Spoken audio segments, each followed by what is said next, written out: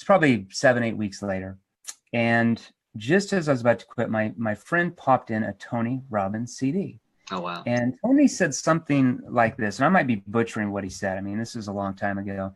He said, most people fail for the simple reason they don't learn the right skills.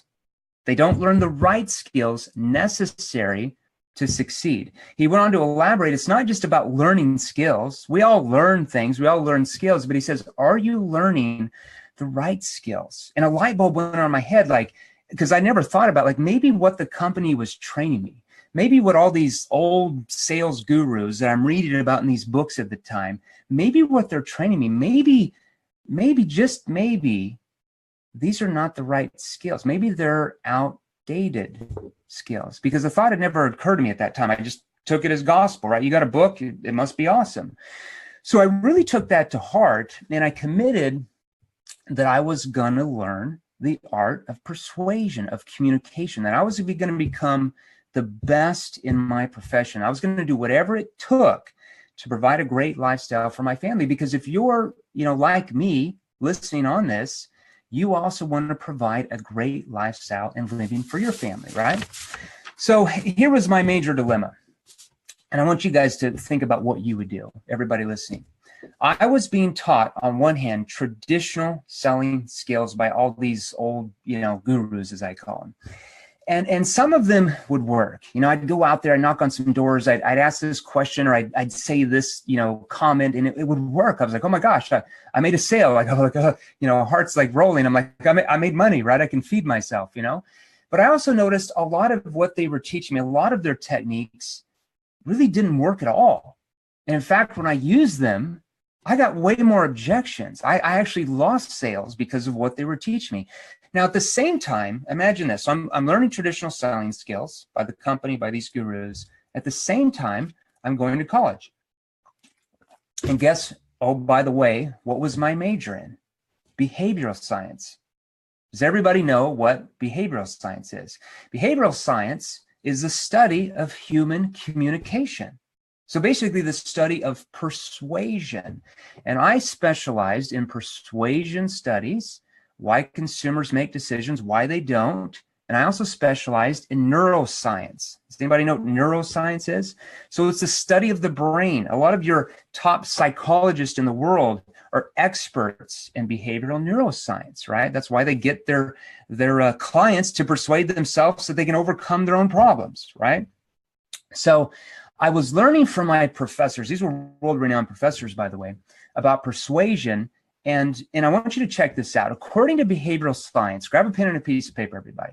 According to behavioral science, and I wrote this down, there are 3 forms of communication. I want you to write these 3 forms down. I can promise you one thing.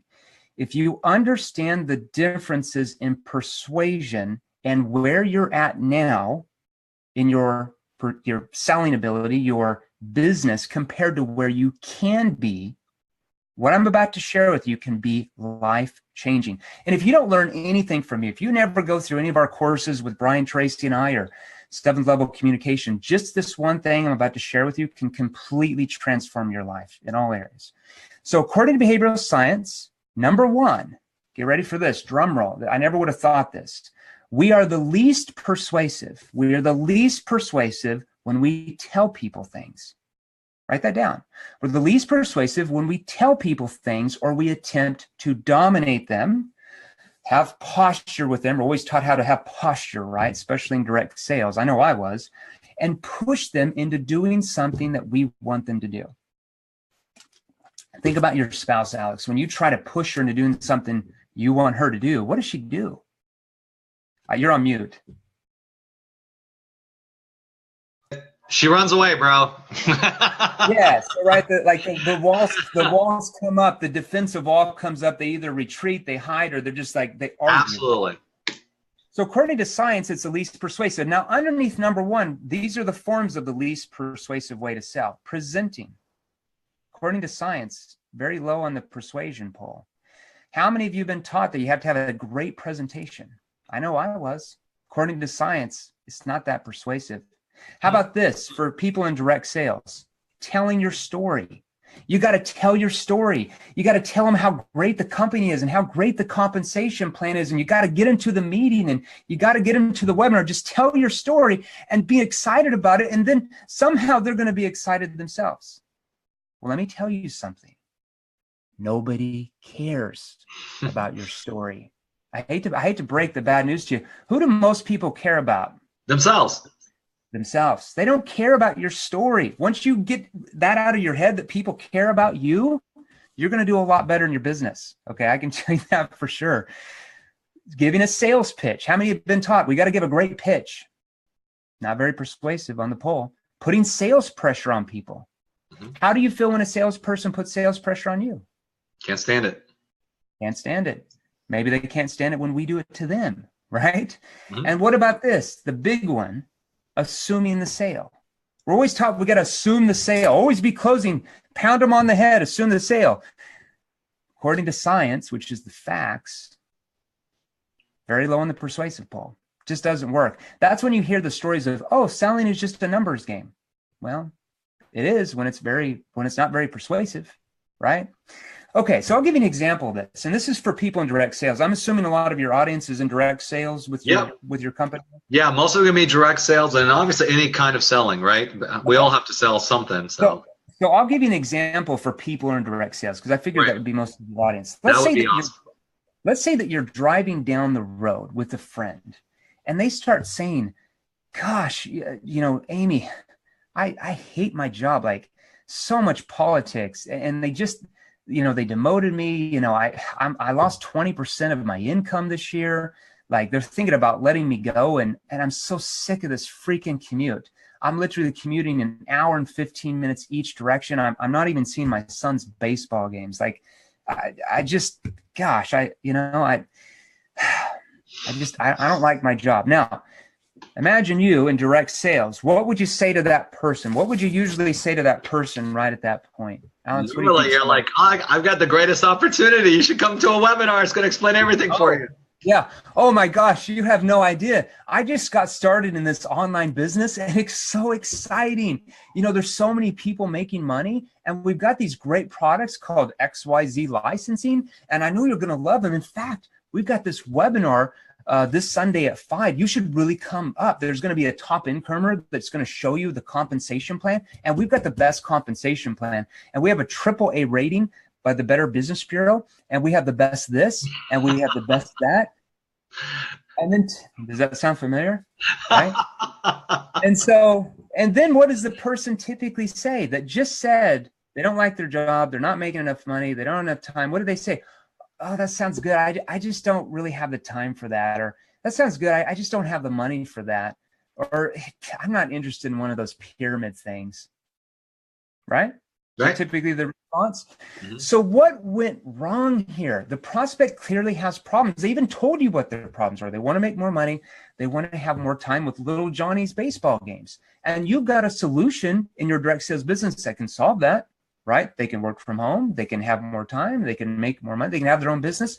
So what's the missing link?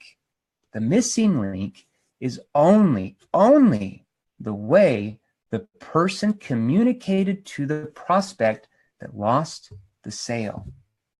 Does everybody see how that happens? Okay? Absolutely. And that's unfortunate for both you and the prospect because the prospect situation remains the same. Their situation will not change because of the way you talk to them, right? And you lose out. You lose out on a person in your business. So typically what happens at that point? The person, now what do you guys call people in your business? I know some companies call them distributors, sponsors. What do you guys call them? We have members, mentors, sponsors, because it's, we're direct sales, so it's only one. We're direct sales. Okay, gotcha.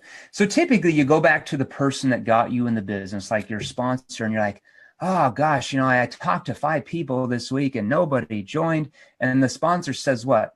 Oh, that's fine. Selling is a numbers game. Yeah, it's just a numbers game. You got to go through 100 no's to get, a few people to join. And then that person goes back and just accepts that as, oh, it must be true if my sponsor told me. And they keep going out and talking to people about their business and they get rejected over and over again. So the question has to be asked for everybody on here. Are you willing to settle for the numbers game approach and work your butt off to the ground. You know, everybody's like, oh, you got to hustle more and work more. I guess if you want to, right? But are you willing to do that to have 9 out of 10 people turn you down? Because what else can your trainer say? What else can the person you're learning how to persuade and recruit say besides selling is a numbers game? When they say that, run the other way, because that's code word for saying the way I'm training you how to recruit and sell doesn't really work that well, right? Mm-hmm. Okay. Now, second form of communication. I get all crazy about that kind of stuff. Second form of communication, write this down. Yep. We're more persuasive. So we're more persuasive when we attempt to have a discussion or a debate. Now, that's called consultative selling.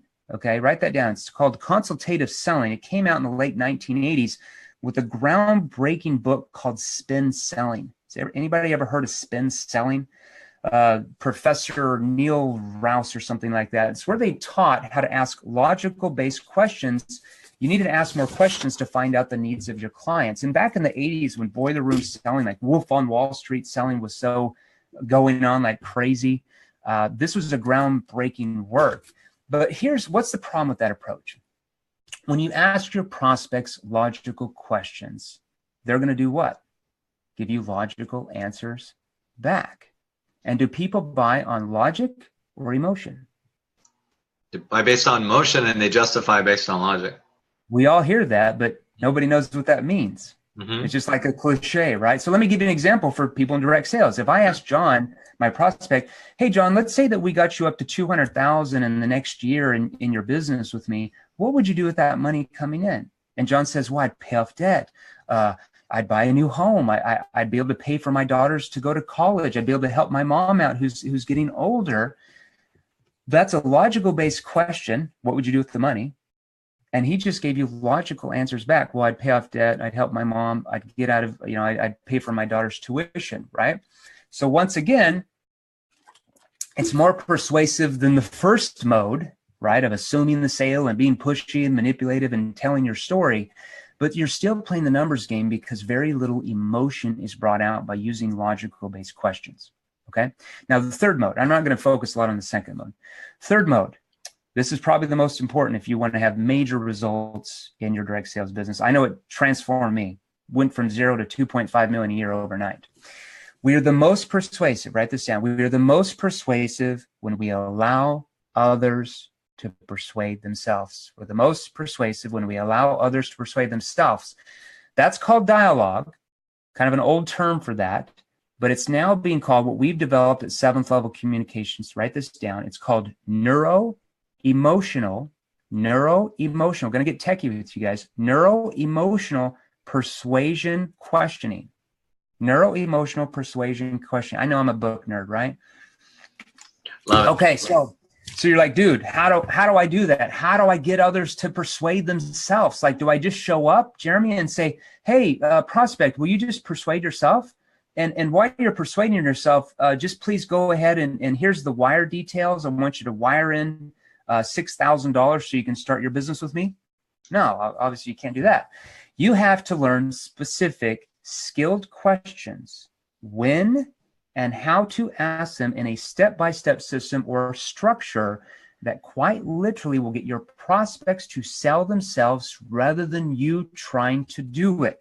So go back here, put yourself in my shoes. So imagine at this point, I think I was 21, 22 college kid. You're learning traditional selling skills over here. At the same time, you're learning behavioral science, and my world-renowned, psychologists that are teaching me these things. This is the most persuasive way to sell. This is what science says. This is what all the stats says. The old gurus are like, no, you got to pound them on the head, assume the sale, just, blah, blah, blah, blah, blah. Completely opposite approaches. So what do you do? I mean, what do you do as a 21 or 22-year-old kid? Like I was like completely lost. What would you do? I mean, what path, Alex, let me ask you, what path would you go down? Are you talking about the 3 forms of communication? Obviously, I go with the third one. I know, but the gurus are telling me it's the first one. But my science is telling me this one. What do you do, right? So I came up, so I'm like, you know what? I need to mix this in. I need to take a little bit of this and mix this in here. So I came up with some of these neuro-emotional persuasion questions. They weren't called that at the time. I didn't know what I was doing. I was kind of figuring it out, but I knew I didn't have this down. But that year, my sales more than tripled. I actually did quite well as a 21-year-old kid, but I didn't have all these questions down or when or how to ask them. I didn't have the structure down. Like I was still out there winging it, right? And how successful are people when they're out there winging it in anything? I mean, they can be okay successful, but they're never going to get to the highest level. But I was still losing a ton of sales that I should have made. So I came up with this slightly evil plan. It was a slightly evil plan. Do you want to know what my slightly evil plan was, Alex? I would love to, and I would love if you tell us. I want to know myself. Okay. All right. So my plan was I was going to cheat, and not in a bad way, not like, cheat on your exams or anything like that. But I was going to cheat. Like, seriously, I'm always trying to find ways, like, how do I do this easier, right? So I would go out. Here's what I was going to do. This was my mindset at 21 and a half. I was going to go out. I was going to find a sales and persuasion training course, because in my mind at that time, I thought surely that there has to be one out there that has all of these elements of behavioral science with these magical phrases and questions that I know I needed to learn to get my prospects to persuade themselves, to sell themselves. And it would be in a structured format. Like I would know what question to ask, when, how, all this stuff. I thought surely a sales trainer has made this. Like somebody has to know about this, not some stupid 21-year-old punk, Jeremy Minor. But you know what the problem was? What was that? After I bought, like literally probably spent all the money I made that year. I made about $150,000 that year as a 21-year-old salesman. I was in college. But after I bought every sales training course on planet Earth, I went to every single sales training conference. Like, not kidding, every weekend I was at a sales training conference somewhere. I was reading hundreds of sales books. It just consumed all my time outside of work. I actually spent close to $100,000 in the next 2 years on sales training, trying to find that course. Well, after I did all that, spent all that money, that dream course that I thought was out there, it didn't exist. It didn't exist in entirety. There'd be a few spots here and there, a few golden nuggets, but it was never put together. So what do you do then after you spend all that money? I mean, it's good tax write-offs, I guess, like, what do you do? I got married, I started a kid. I'm like, crap, what am I going to do? So it was like a big letdown for me. I was bummed because I knew I didn't have all this down. Like, I knew I might know 10%, but I decided right then and there that I was going to master this, that I was going to incorporate everything I was learning from behavioral science into selling. I would create the freaking course myself. Okay. And I know, well, wow, it sounds really aspiring. Not really. It sucked. It was a lot of work. I went through a lot of freaking trial and error. Okay. Because here's what I had to do that. I had to watch every prospect's reaction to my words. I found that certain words that I was saying would trigger sales resistance and objections. So I had to go back and eliminate those words and phrases from how I sold. I'd ask questions that would work and some wouldn't. I had to go back and rephrase those questions. I'd have to put them in a different order in the sales process. And through trial and error over several years, actually about 12 years, not a few months, but 12 freaking years, I created a black book of phrases and questions that literally skyrocketed my career. So check this out. Okay. And like I said, I didn't have time to put together slides or anything. I'm too busy, dude. So from 2000 to 2001, when I started learning this, like I told you, I made $150,000 that first year. By 2004, selling the same thing, my income went to $345,000. It was right in that range, almost $350,000 as an employee, just a little punk kid.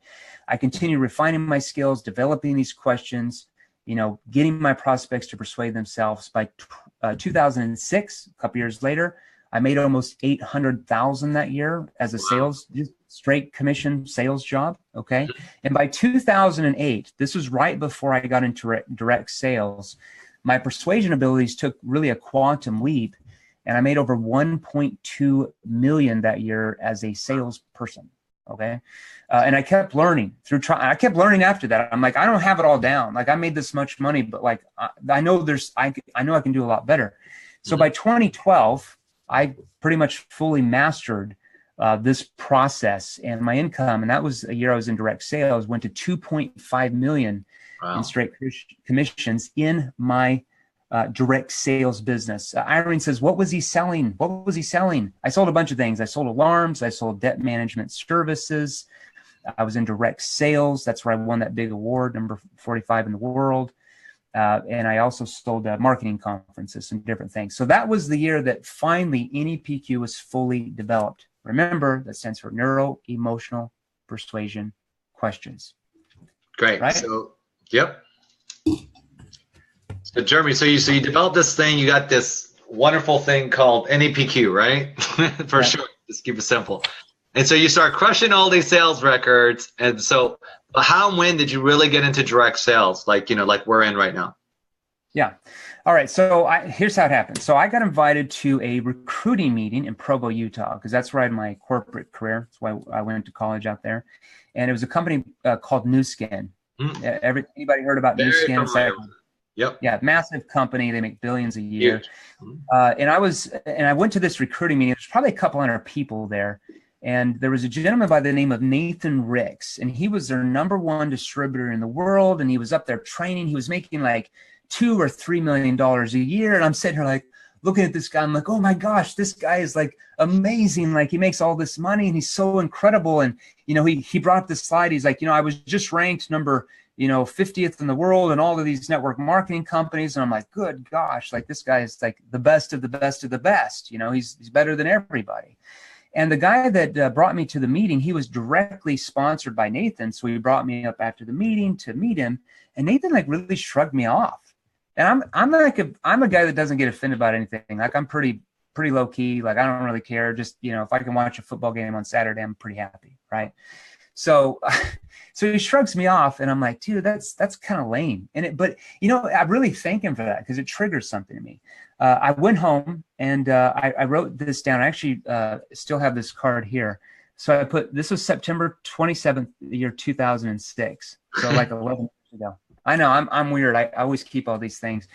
But I said today I'm creating the possibility that by 2016, September 27th of the year 2016, so a year ago, that I will be named and recognized as a top 200 network marketer in the entire world. My goals weren't as big then. When I make this list, I will be grateful and full of passion for the people I've helped to get me to this achievement. And I signed it, be the best, Jeremy Miner. Now, I did that a little bit earlier than the 10-year mark. I think it took me about 3 years. Wow. Going from 0 people to 2.5 million to get into the top 100 people. And so here's the reason why I bring that up. If a kid from Osceola, Missouri, town of 755 people who doesn't have a stoplight or even a Walmart, can have success in direct sales or selling or anything, then what the heck is holding anybody on this call from doing the same thing? And the funny thing that happened is I got into the top 100, I think it was in 2009, 2010, and I was ranked, I won that award by the Direct Selling Association, Home Business Magazine, ranked number 45 in the entire world out of 80 million some people. Guess who was ranked number 44? The guy who basically was, that you met, or who? Yeah, I brought this up. I don't know if you guys can see this. Yeah. Nathan Ricks. That's so funny. That was the guy, right? That was the guy that basically versed you up. Yeah, you can't make this up, man. It's crazy. That's hilarious. Seriously, so when this listing came out, he beat me by like $3,000 a month. He beat me by 30 grand. And I'm like, take that, Nathan. Like you should have had me in your organization. Like, what the heck? So here's the deal. So that's how I got in direct sales. And when I got in, everybody's like, who is this guy? Like he's going from, the first year I was a top person in the entire company. And it was a massive company. Like, who the hell is this kid? But here's the thing. They're like, does he have some special Google advertising? Is he like this amazing marketer? Right. You know what I was doing? I was buying generic leads from lead lists that were like $1 a lead. I just know how to communicate with those people because I knew they had problems. I knew they wanted to make more money and have more time. And everybody thought it was like some Google AdWords was a big thing back then. They're like, oh my gosh, this guy's had no clue. Didn't know how to do any of that. So here's the deal. It took me 12 years of trial and error, ups and downs, to fully master the new model, what's being called the new model selling, or NPQ. So the question is, I'm going to ask everybody on here, because I'm going to let everybody have access to some of this training. Does anybody on here have access? CJ Kober said, I totally get it. Yeah. Does anybody on here today have time for a 12-year learning curve on how to persuade? Anybody? 12-year? Like, you guys want to wait 12 years? I'm totally cool with that. Like, it took me 12 years. I think you guys should go to the pain that I had to freaking go through. So does anybody have time to go through all that crap? So I had to do it the hard way. We want the easy way. Show us. But I'm going to let you guys cheat. Like, in a good way. I'm going to let you guys do it the easy way. So how many of you on here would rather cut out all the trial and error, the long learning curve that it takes to become a master persuader? If you want the easy way, have them come to the chat bar and say, hey, give me the easy way. I want to cheat. Give me the easy way. Tell everybody, write it right now, right? You guys wanted the easy way, so Jeremy can tell us, because I don't want to wait 12 years. You know what? I'm going to wait till I have a bunch of easy ways, or I'm not going for it. You know, there's a good football game on right now. Give me the eat cheat. I want to cheat. I want to cheat. Easy way, easy way, easy way. Guys, I was watching some amazing football games in my living room, and I had to come in here to do this. I know. You got a homecoming. Guys, he's taking time before his daughter's homecoming. I got to take pictures with my girl. He's got to take pictures. This is important. I'm not doing it if you guys don't say you want it easy. It is blowing up on the chat line. Cheat, cheat, cheat. Easy way. All right, you got to tell us. All right. This thing is exploding. All right, so I'm going to ask this question. Why is all of this so important to everybody on here right now? Why not keep recruiting and selling the way you've always done it? Why not just keep playing the numbers game, hoping that something you say to your prospect is just going to make them want to sign up with you? Why not do it that way? You know what's the biggest problem that we all have in life? And what's the biggest problem in selling or anything? The biggest problem in sales and recruiting, write this down, is the problem you don't know you have. Right. The biggest problem we have is the problem we don't know we have. Because if you don't know what your problem is, then how on earth do you fix it? But once you know what the problem is, whose responsibility is it to change your situation and solve that problem? Alex, whose responsibility is it? Marcel, I'm 100% responsible, brother.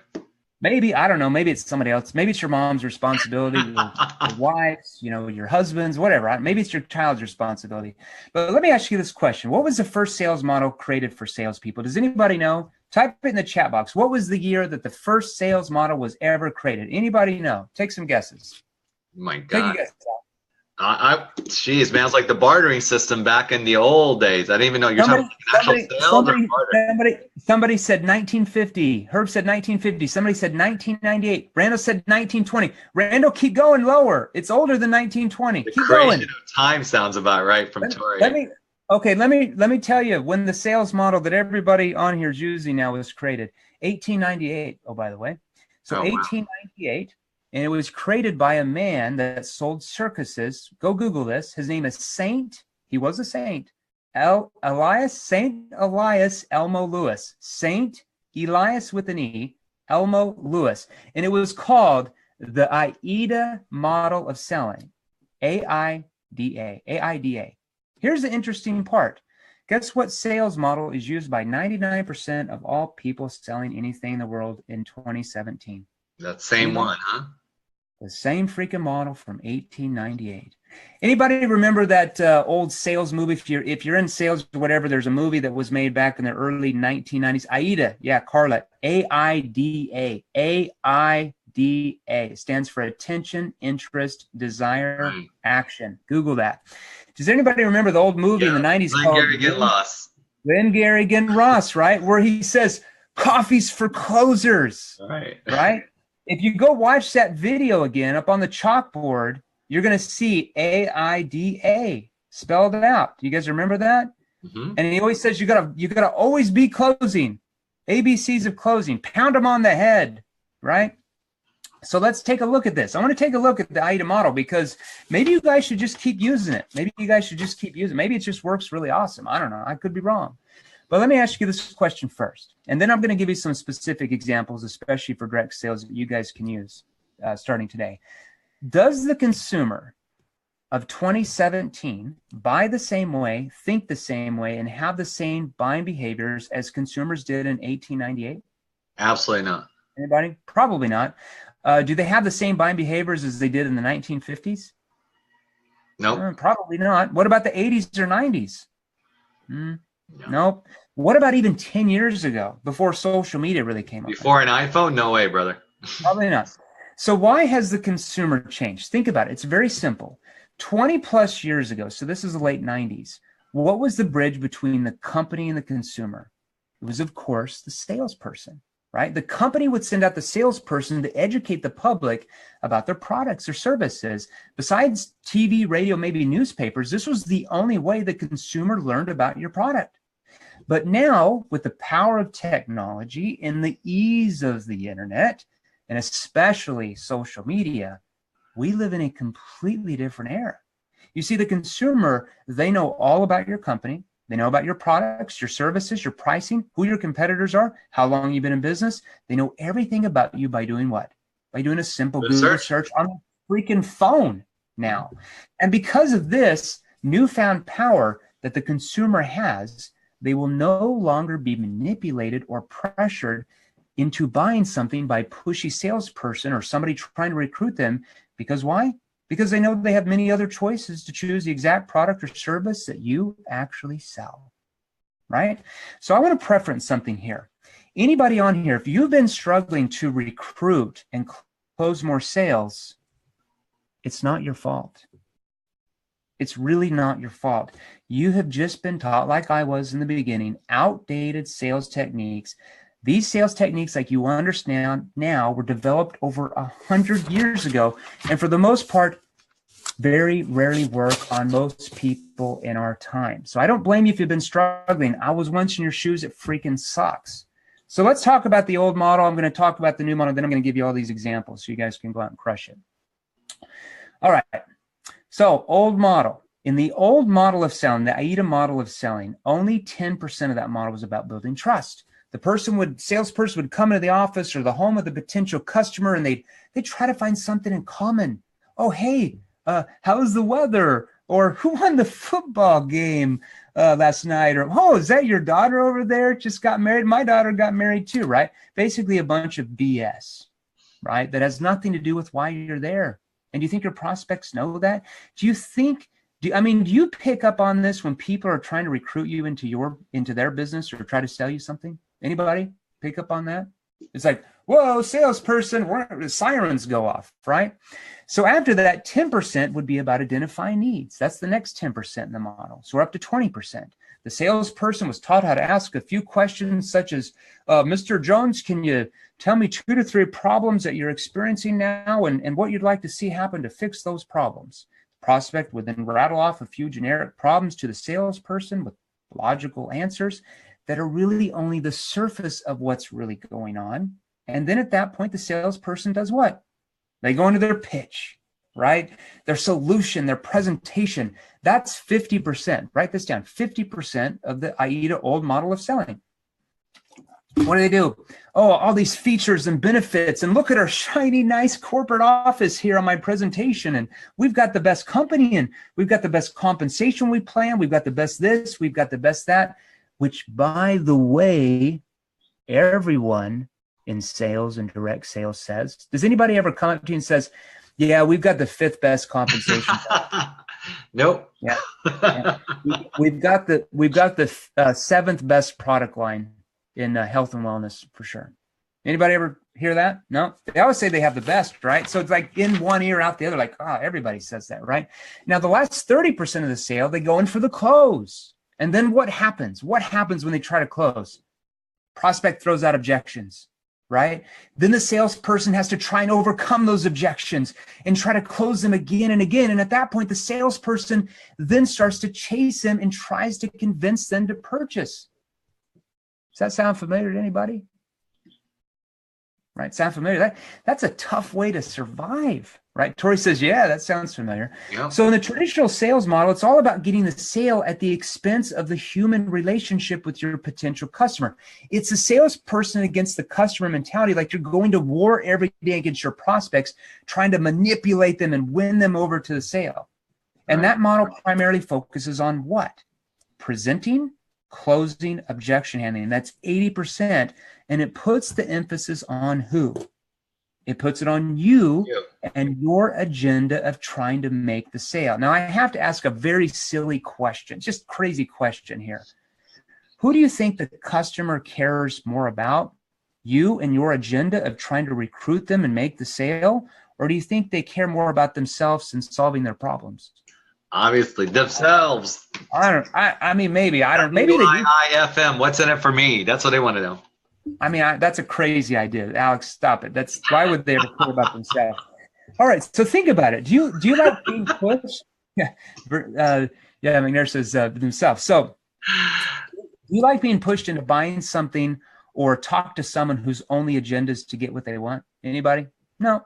You do one of two things when that happens. When somebody pushes you into doing something they want you to do, you either, one, get defensive, throw out objections, the flag comes up, salesman alert, got to get rid of them and reject what they're offering. That's number one. Or number two, oh, that seems really interesting. Can you give me a brochure? Maybe call me back in a week, and you withdraw from them, trying to be nice. You never return their text messages.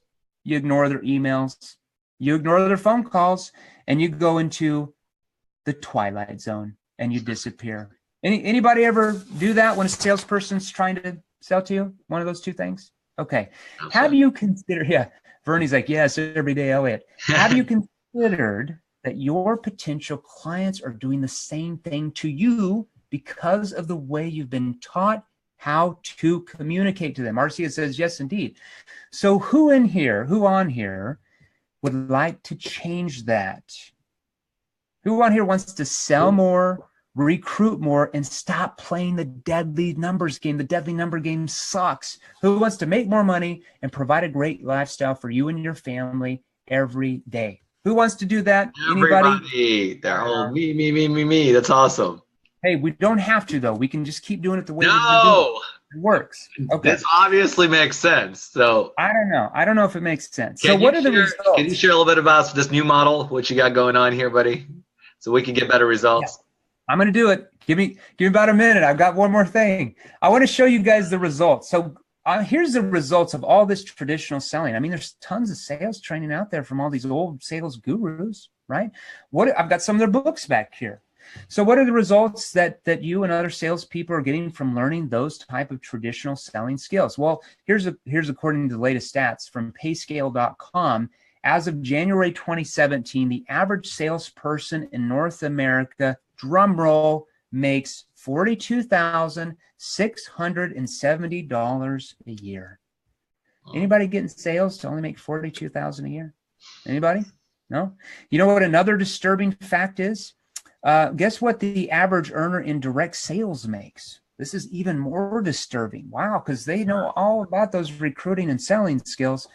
Same industry, so they make less than $21,000 a year. Did anybody get into an online business to make $21,000 a year? Anybody? Yeah. I mean, hell, I could probably stick my son out here in front of my house with a lemonade stand and probably have him make more than that in a year. So we all know, right? So how do we do that, Jeremy? How do we change this, right? Let's take a look at NEPQ, the new model of selling, and then I'm going to give you, like I said, a few examples, questions you guys can use starting tonight or tomorrow to get your prospects to start to open up to you instead of shutting you out. And then finally, I'm going to give you guys an opportunity to learn NEPQ and know what questions to ask, when to ask those, how to ask them so you can close more sales in far less time. When you close more sales in far less time, what happens? NEPQ. Yes, Randall, NEPQ. So who might be interested in selling more than you are now and actually feeling good about it? Like feeling comfortable. Who wants to feel comfortable when you're communicating and not feel like that greasy, slimy, used car salesperson? Oh, Give it to us, Jeremy. We want to know how we can get better results and get more sales. Shoot me. All right, so let's take a look on how you can change your results and stop losing so many sales that you could be making right now. Heather says yes. Now, in our time, write this down. The sale is not made at the end with outdated closing techniques and objection handling skills. It's made during what's called the engagement process. Write down engagement process. The engagement process is 85% of your success now. The sale, and it's where both you and your potential customer are discovering from each other what their problems are, what's caused those problems, and more importantly, how those problems are affecting them to see if you can actually help them. And it's just like in romance, the term engagement refers to a period of getting to know another person before you marry him. The same is true in persuasion and communication. The engagement process is where your potential customer is persuading themselves from your skilled questions. Remember, what are those questions called? Neuro-emotional persuasion questions. These questions get your prospect to open up and tell you what their problems are, why they have them, how it's affecting them, but more importantly, who are they also telling their problems to? Anybody know? All their family members, I imagine. They're telling themselves. Oh, that's too, yeah. Telling themselves. When they tell you, they tell, psychologically, they tell themselves, right? But more, so they're telling themselves, and is it more persuasive when your customer you're talking to is telling themselves why they need to change their situation, or is it more persuasive when you tell them they should change their situation? Which is more persuasive? Obviously. I don't know. Self. I mean, according to behavioral science, it's actually, write this down. According to behavioral science, it's I don't know where they get the stat, 5 to 10 times more persuasive. Wow. 5 to 10 times. Imagine you only making 5 times more sales and recruiting 5 times as many people you are now. And oh, by the way, training your team how to recruit 5 times more people. What would that do for your business financially? What would it do? Anybody? Any guesses? So how do you do that? You learn the skills in any PQ. All right, explosion. So here's a sales. I'm going to give you guys a sales structure, and then I'm going to give you some of these questions. Here's a sales structure that you're going to need to know. Cammy's like, get in here, Dad, pictures. I'm like, wait, I'm too involved. Here's what you're going to need to know to get your prospects to sell themselves. While you kick back, start taking orders, and have your people start chasing you. Anybody got a call here? Somebody calling? Is that yours or mine, brother? Because we're the only ones on. It's not mine. Sorry about that. Not me. I don't know who that is. I'm not sure where that's from, brother. Sorry. That's weird. We don't have anybody else on. Sorry, Jeremy. Well, I didn't see any phone call. Maybe it was me. I don't know what's going on. Somebody's going to call me. Tell me. All right. So, okay. So here's a sales structure you're going to need to learn. Write these questions down. First of all, you're going to need to learn connecting questions. Connecting questions take the focus off of you and puts the focus on your potential customer. Completely different. Number 2, lines are blowing up. All right, number 2, background questions. You're going to learn background or situation questions. That helps you find out what their present situation is, what they do for a living now. Do they like what they're doing for a living if you're in direct sales? Then you're going to learn what's called problem awareness questions. What are their problems? Why do they have those? What's caused them? How it's affecting them? And I'm going to fly through these. You're going to learn solution awareness questions. You find out, and they find out, what they've done in the past to solve their problem, and it gets them to emotionally attach to actually doing something and creating urgency to do it now and not later. You're also going to need to learn what are called consequence questions, which lets them see the consequences of them not changing their situation. What are the consequences of them not joining your business? They're not going to make as much money, and they're not going to have time, right? So they see the consequences themselves rather than you telling them what those are.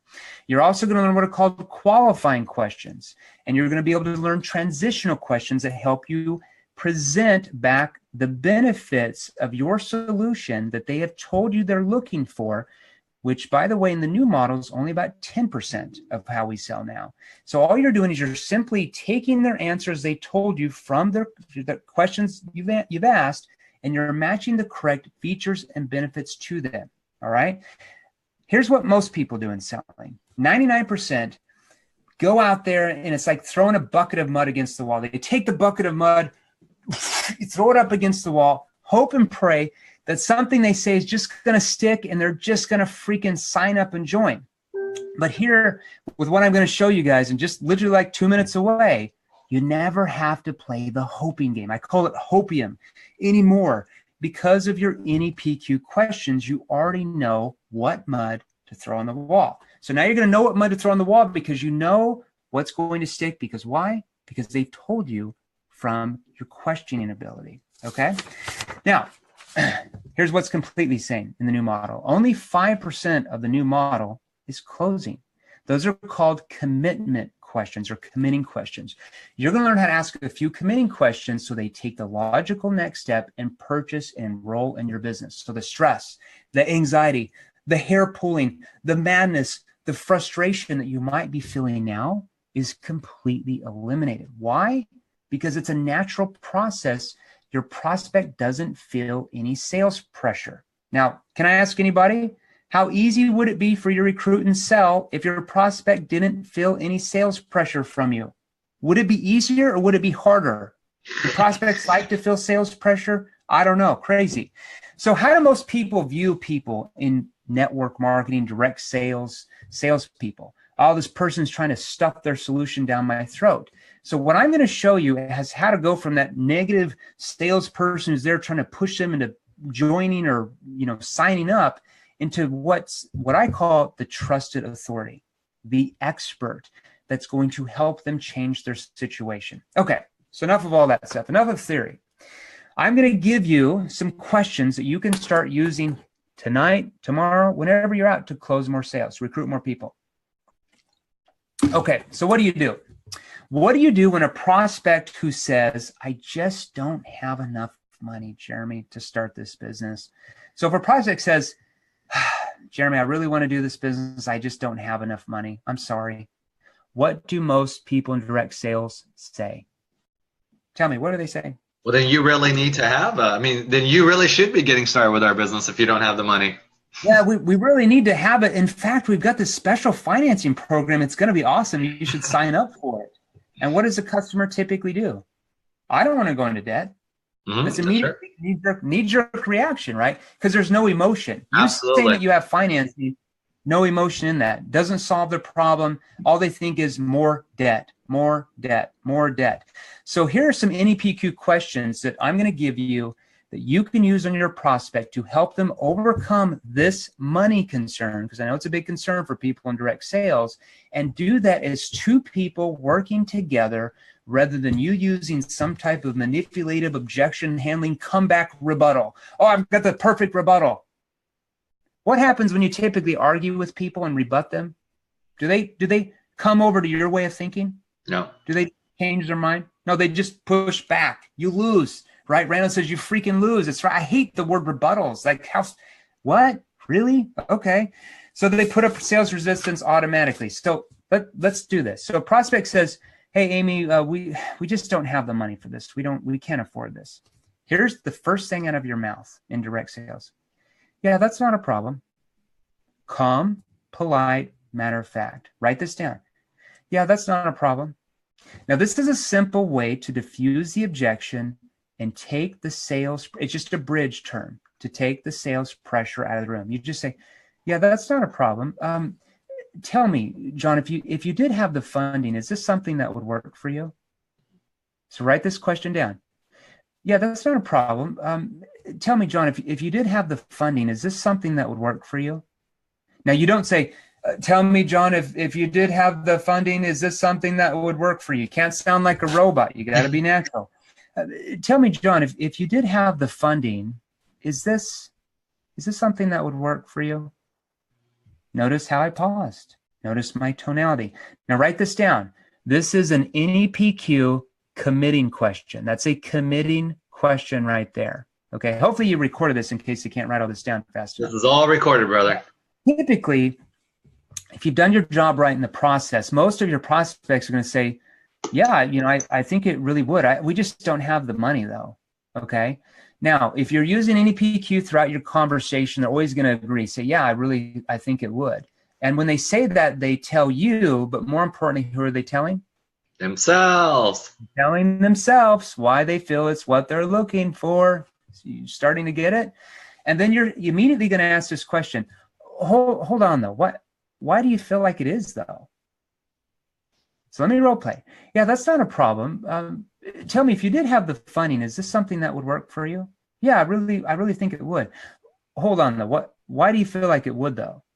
That is called an NEPQ probing question. Write that down. Probing. NEPQ probing question. Did you see how my voice was skeptical? Okay. Top experts, top authority figures who are detached from the expectations of making that sale, I'm only focused on whether or not I can help them, not making the sale. So they look at me as an expert. Eager salespeople, needy salespeople would never be skeptical. They'd be like, oh, really? You do? Oh, that's so exciting. I'm so excited that you really think this is awesome for you. I'm skeptical. Well, hold on, though. Why do you feel like it is, though? Well, because and they get defensive. They're like, well, because, I mean, it's, of course, I like it because I'd be able to work from home or around my kids and I'd be able to make more money. They tell you and they tell who? Themselves. And then you're going to say this. This is called an empathy statement. I know, crazy geeky stuff. Yeah, John, and I can appreciate that money might be an issue from what you've told me. And I can appreciate that money might be an issue from what you told me. See, I just went into their world. I'm showing empathy. I'm not trying to posture them. Well, on a scale of 1 to 10, what's your interest level? Are you in or you out? I'm out, right? That shit doesn't work anymore, guys. It's funny when I hear people still using that stuff. All right, and then you're going to ask, you know, I can appreciate that money might be an issue from what you've told me. Tell me, John, how do you think you can resolve that where you can find the funding to be able to start your own business so you can start making more money to have more time with your family? You see how I did that? Tell me, how do you think you can resolve that where you can find the funding to, what's the benefit for them, start their own business so they can, and we plug in what they told us they said they wanted. She said she wanted to make more money and have more time with their family. Do you see how I associate with them coming up with the funding does what for them? Gives them the solution to their problems and takes the pain away. It takes the pain away. Them not coming up with the funding does what for them? Has them stay in the same place. In the same place, the same situation. Nothing changes. See how that works? Now that's called, write this down, that's called an NEPQ solution awareness question. Solution awareness question. Now when you ask this question, I want you to watch and see their body language and how they open up to you. Because a lot of people would be like, well, I mean, I guess I could get some funds out of my 401k, or, you know, I do have a credit card with a few thousand on. I could probably move things around to get the budget for this. They'll come up with ways themselves to pay for it rather than you saying, well, you should do this, or you should do a credit card, or you should get it out of your 401k. They're going to come up with it because of your questioning ability. Now, sometimes they might not. Sometimes they might say, oh, well, Philip says creative financing. Well, once again, just logic. Creative financing means what in most people's mind? Debt, debt, debt, debt. It's bleeding debt, okay? Now, the prospect might come back and say, yeah, Jeremy, I really like this, but I'm sorry, I don't have the budget for this. And I just nod my head and said, I understand. I mean, I guess what other avenues do you have to find the funding to be able to start your own business? What other avenues do you have to find the funding to be able to start your own business? Write that down. It's called an NEPQ solution awareness question. That's a solution awareness question. Now, a lot of prospects at this point will come up with ways. Well, you know, I guess I could borrow it from Dan. He lives down in a van down by the river, but I know he's got money. Or I could get it from my mom, or a home equity line of credit, or whatever. They're going to come up with ways. Now, if they still can't come up with ways to get the funds, you're going to say this. Well, can I make a suggestion to you? Yeah, sure. Go ahead, Jeremy. Have you ever considered putting it on some type of credit card and just paying it off when you make your first few profits once you actually start the business with me? Would that help you? Notice at the end I said, would that help you? Because why? I want them to understand that I'm in it for who? Them. Them. I don't care about me, right? I'm a problem finder and a problem solver. I'm not a product pusher. Sure. You see the difference in that? All right. So question, you said you're going to ask me another question. You just hit me up on a message. What were you going to ask me? Yes, dude, this actually been awesome. So sorry. That last question was an NEPQ diffusing question. That was another diffusing question. Go ahead. What were you going to ask me, dude? well, I'm just looking at it, man. We've been really talking about this. So you answered a lot of them. I was going to ask you about an example how we can help recruit more. Was that it, or you got a few more? That's all I'm going to give you for now because it's 6:04. I know you got your thing. Well, this has been great. So let me ask you my last one because I know you've got to catch your daughter's stuff, and we ran a little bit over. So I know you and I talked about a little bit about, before about what you're willing, to give everyone here access to a little bit of training, which I know we got some in our back office. Yeah. You talked about a new masterclass that you and Brian had basically put together, right? Yeah. So Brian Tracy, so about 6 weeks ago, Brian Tracy International and his team and my team, we met out at his offices in San Diego, and we really wanted to put our heads together. Like, how can we help more salespeople? Like, what can we do? And we were there probably about 4 or 5 hours. And at the end of that, we formed a partnership.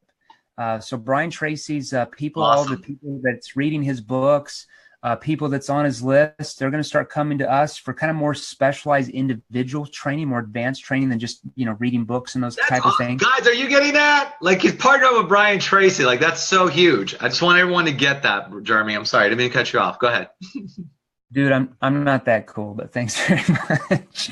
Okay, so Brian Tracy and I, we wanted to put together this master class for people to really help them get to a level of selling, communication, persuasion, and recruiting ability that most people only freaking dream about. Okay, so we've been working on this. It's been about 7 weeks, 6-7 weeks, because here's the deal. You know that if you sell more of your products, that you what? You make more money. Right? You also know that if you have a higher closing ratio when you recruit, that you make more money in less time, right? And you also know that having accountability, mentorship, and knowing what NEPQ questions to ask and when and how to ask those will make you far more successful financially in your business, right? This is why, like I said, Brian and I put together the master class for people just like people. And the crazy thing is, I looked at our stats, almost 20%. We have about 200,000 people just in my company, which I just started here like 16 months ago. We've had 200,000 salespeople in the world go through our materials. Wow. About 20% of those people are in direct sales. We looked it up. It's crazy. Awesome.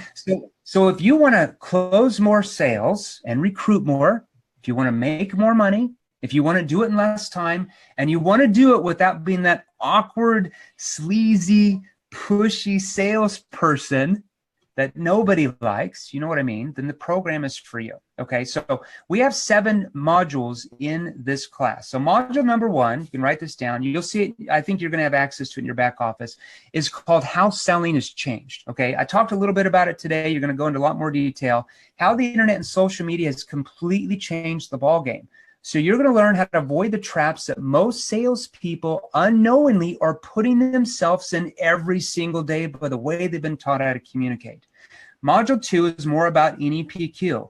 I'm going to give you some basic stuff, not advanced yet. You're not ready, but you're going to learn step-by-step questioning system that will get your prospects to persuade themselves. So I gave you a few of those questions today. Okay, Module 3, you're going to learn what's called the instant connection process.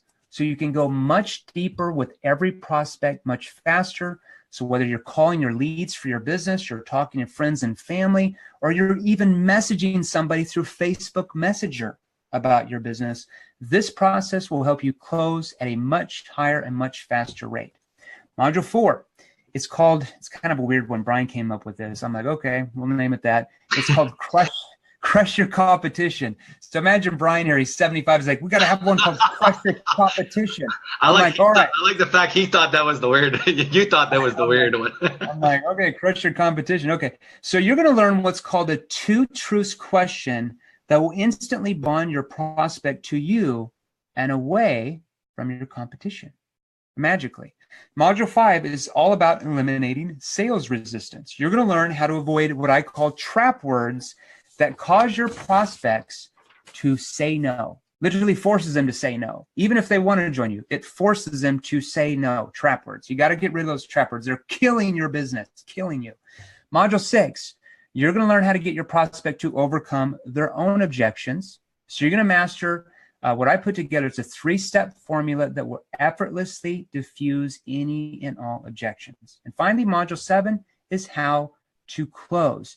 You're going to master the art of how to get your prospects to close themselves. So you stop chasing them. Guys, do you like chasing people, begging them to buy? Good gosh, why would anybody want to do that, right? Hell no. Have them chase you. You can only do that if you get them to persuade themselves, okay? Now, Ultimate Closers Masterclass. I'm going to give this to you at no cost, I think, right? And we're going to give it to you at no cost. It's like an hors d'oeuvre, right? It's like an hors d'oeuvre. We let you kind of try it out. Now, we, of course, have more advanced training programs that people invest in to completely dominate in their sales professional, especially direct sales. One of those is called the Elite 8-Week Academy. That's where you're going to learn 100% of NEPQ, what questions to ask, when, how to ask those in a step-by-step sales structure so you can recruit pretty much anybody. I will tell you that training course and what we put together for you is exactly what I used to become the number 45 top incomer in the entire world in direct sales in less than 4 years without any team when I started in the industry. Alex, that's all I've got. Any questions you have real quick? Brother, I know you're running really late and you got your daughter's thing. So don't worry so much on the Q&A. If you need to run off, I'll finish it off because I know you got to. I'll do a couple minutes. I'll do a couple questions. You sure? I don't want your daughter to kill you. That's very important. She already texted me. Guys, she's like, got 5 minutes. How much? Okay, we're going to talk about the course and everything else. What, and everyone say, thank you, Jeremy. This was awesome stuff. Does anybody have any, like seriously, just any selling questions? Like maybe you guys have some questions like how would you overcome this or that? That would be, I think that would be really helpful for anybody. He did a great job with the financing because I asked him to cover that because I know that was one of the things we wanted to cover. Hey, Jeremy. Shoot away, Brian. I'm reading one question that I have the same question, and Carla asks, give us one example of a trap word. Signing up.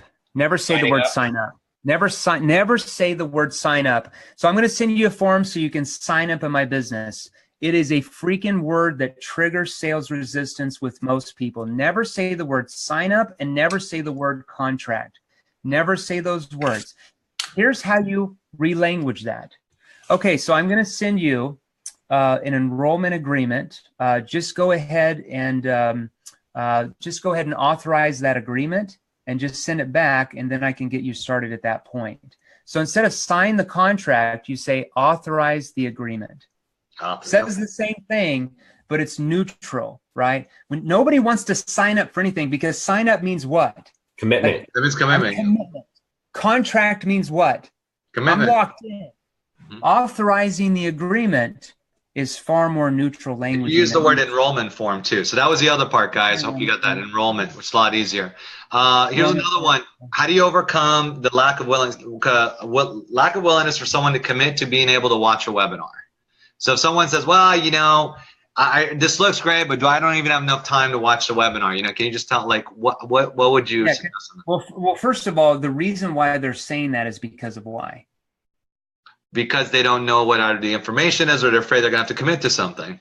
Well, it's because of the way we've communicated to them that triggers them not to have any emotional involvement to want to change their situation. Yeah. So we have to learn NEPQ because the way you're selling to them actually force them to say, I don't have time to be on the webinar. It really is. So if they still said that at that point, which I don't think I've ever had anybody in the history of direct sales tell me that, I would just say, well, what's holding you back from going to the webinar? I would probably ask a clarifying question. They would tell me, I say, well, you don't have to go to the webinar. I mean, how important is it for you to change your situation and start making more money? Right. You don't have to. I mean, I guess you can keep doing what you're doing now if you'd like. Okay, but like I said, a lot of it is triggered by the way you communicated and that forced them to say that. Got it. So even this other one that would be, hey, I like to do this down the line, but not now, even though we've got some really great, crushing bonuses for them to get started right away. Well, like I said, you don't have to start your own business to make more money. So you're always going to bring it back. I mean, how important is it for you to change your situation and start making more money? It's just a simple conversation you're having, guys. Sure. You got to understand when you take them through the process that I'm going to give you access to with the Ultimate Closers Masterclass, 8-week academy, these advanced courses, people persuade themselves that they want to start now. Exactly. They're telling themselves. They're telling themselves why they have to change now. When they tell themselves why they have to change now. So let me give you a consequence question, okay? And we'll end it here. Sure. So, John, can I ask you another question? Yeah, sure, Jeremy, go ahead. And I hate to ask you this because I've enjoyed what you've said, but what are you going to do if nothing changes? I mean, if you just stay in your job the next 5 or 10 years. Right. You see the consequence of that. Oh, well, I've got to change. Something's got to change. Okay, but why change now? Why not just change later? Oh, because I've got to do it now because I don't have enough time for my kids. I don't have time. Now, they're not going to come back and say at the end, sorry, I'll get on one of those webinars in like 3 months from now. You never have anybody say that because they've already told you why they have to change now. And when you invite them to the webinar, they're not going to be like, they're going to be like, oh, shit, that's my daughter's ball game. Gosh, I got to do this, but is there a recorded version? Like, when is the next one? Well, maybe I'll reschedule my ball game. Like, they'll look for ways to get to the webinar. Exactly. And you're like, well, yeah, you can if you want. I mean, we do have a recorded webinar. Would that help your situation? Oh, yeah, for sure. Oh, my gosh. And that bond is there. That trust is there with you. Guys, communication is just getting a person to reframe the way they've been thinking that's allowed the situation to keep happening. What are the 2 biggest problems that direct sales solves? Lack of money and lack of time. How many people do we know there in our society, in our own circle of influence, that want to make more money or have more time with their family? How many do we know? According to Entrepreneur Magazine, it's 98.9% of the civilized population in the world. That is your demographic out there, folks. 99% of all people on planet Earth. So plenty out there. You just got to know how to talk to them with a special persuasion. You got to know how to get them to persuade themselves. In our day and age, if you want to be a top performer and if you want to stop playing the nasty, evil numbers game, stop the madness. You don't have to do that. Like, don't pull your freaking hair out every day. Persuasion's so easy if you know how to do it. Absolutely. You know? So, Jeremy, listen, thank you so much for your time. Go spend some time with your daughter. I'm going to share with everybody here a little bit more about what we just about to unveil with our new product. So, and thank you. We appreciate being able to partner with you and what we're about to share with everybody. So, hey guys, thanks. I'm going to send him the chat line here. Everybody say thank you, Jeremy. Let him know how much we appreciate everything, especially before Jeremy. His daughter freaking kills him. So that's very, very important. Both these guys. My daughter just texted me and left. I'm gonna go drive and find her. Dude, don't worry. Do not tell her it was Alex D. Say it was Brian Kaplan that did this to you. Okay? I'm telling you, it's all these people when she sees me at the event. All right, I'm out of here, guys. I'm out of here. See you. I'm out. Thanks, Jeremy. Bye-bye. All right, guys. So we're gonna do this. I'm gonna show you guys this now. So this is actually really, really huge. Tell me y'all love that. Wasn't that awesome? All right, guys, check this out. So some of you are here on as a guest, and that's great. We're glad to have you guys. Just want to make sure you guys can see my screen here. Hey, Alex, I got the same issue as him. I'm going to run. Okay. You need me for anything? Nope, you're awesome, brother. Enjoy your time. We got daughters doing all kinds of cool stuff. I can't wait till I have kids so I can leave at 5. This is really great. All right, have fun, bro. Thanks, man. If you guys are here on as guests, listen, you guys can use these aspects in every aspect of your life, okay? And let me just do this real quick. Let me remove out Jeremy, so we have that covered. Okay, so what can you guys use these aspects? Seriously, forget persuasion is really great for direct sales, but learning these particular questions, everything that Jeremy talked about, problem awareness, solution awareness, consequences. So for those of you who are on as a guest of someone that's actually a member of 8-Figure Dream Lifestyle, realize that you can use this to convince your spouse to do what you want. How cool would that be? I mean, I would love that. Make more sales in your business. But speaking of business, the people that have always wanted to build an online business, but like as he mentioned, they don't have enough time. They don't know where to start, right? So what if you guys had access to products like Jeremy's and others that were top name brands, including how to develop long-term wealth using Facebook communities, and not only that, doing it around your passion. What if you guys knew how to generate cash using Facebook ads for any product or service, or how to get ranked on YouTube with $0 ads? This one product that we have has literally made me personally over $500,000 online, okay, in the last 13 months, 512K to be exact. So, and much, much more. So now imagine, guys, for those of you who are guests, if you could use these products to market and sell it, any product or service online, whatever you have to sell, wouldn't that be pretty cool? But not only that, what if you guys had already had a business that you could license out these products and you can make 100% commissions? So you would have products from Facebook communities, Jeremy's products, have that in your back office and not only be able to utilize it, but you could sell it and make 100% commission. Well, that's our model, okay? Imagine being able to have that product ready to go and have all the marketing, closing, presenting, all that set up for you, where all the persuasion things that Jeremy just talked about are actually done through the webinar, okay? And you can literally do it 15 to 20 hours a week, and you can build it up to making 5 figures a month consistently within 60 to 90 days, okay? So that's a real solution that really can work around your schedule, okay? So here's the next steps, 2 simple steps for those of you who are guests. Get back with the person that invited you to this webinar, gave you this great content, and request a link to watch one of our on-demand webinars on the site now, and we'll show you how. Make sure you get back and watch it over this weekend, guys. Don't waste time, because if you really are looking for the solution, this could be exactly what you're looking for, okay? And you'll have an opportunity to build a legitimate business online where you can be able to have all the automation, outsourcing, and the support that's in place to help you make a 5-figure a month income online, even though you don't know how to market, even though you don't know how to sell, and we have live mentors in place that will show you guys how to have that success, okay?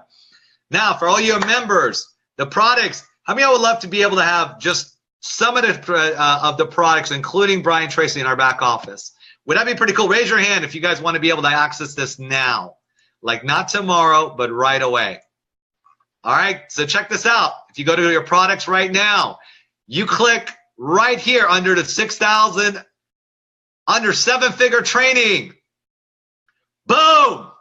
It is available now. Everything that Jeremy just talked about. Has selling trust is dead, all the 7. Guys, you want to start going through this right away. How you guys can be able to follow up with people, how to call your leads, your potential, all the questions, comments he made are all right here in your course. Traditional versus 7-figure sales language. And at the end, we cover the 8-week Academy webinar, which, guys, if you want to have more access to Jeremy, we're going to sign up for that course ourselves. It's an 8-week course where they go one-on-one coaching can help you out. You guys just start going through this right now. You can see the value of what we have, and that is available in our back office. How many of y'all love that? Isn't that like freaking awesome? So excited about that, because now we can help everybody convert better on whatever you guys want to market. And what's so great about this is this gives you guys access to Jeremy's course right now.